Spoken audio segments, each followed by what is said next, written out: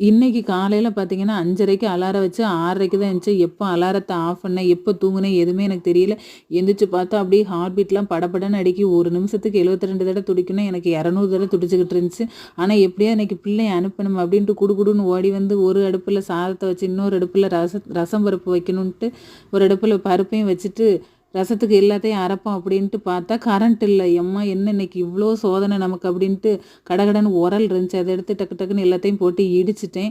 மணி பார்த்தீங்கன்னா 7:30 ஆயிருச்சு. ஆனா கோலம் போடணுமே யாரும் என்ன நெனைப்பாங்களா அப்படின்னு பார்த்தா யாரும் என்னமோ நெனைச்சிட்டு போறோம். நம்ம கோலத்த போட்டு வந்துருவோன்ட்டு கடகடன்னு கோலத்தையும் போட்டு வந்தாச்சு. வந்து ரசத்தையும் பருப்பையும் மட்டும் எப்படி குடுக்க வந்து பிள்ளைகள் திட்டுமே அப்படின்ட்டு கடகடன்னு உருளைக்கிழங்கு பொரியலுக்கு எடுத்து வெட்டிட்டேன். அந்த கேப்ல 2 பேரும் காஃபின்னு கேட்டாங்களா, 2 பேருக்கும் ஊத்தி குடுத்துட்டு, அந்த கேப்லயும் நான் விடல. காஃபிய நல்லா குடிச்சிட்டு, உருளைக்கிழங்கு பொரியலையும் ரெடி பண்ணி எல்லாத்தையும் லஞ்ச் பாக்ஸ் எல்லாத்தையும் எடுத்து வச்சாச்சு. காலையிலைக்கு தோசையும், தேங்காய் சட்னியும் தான் குடுத்தேன்.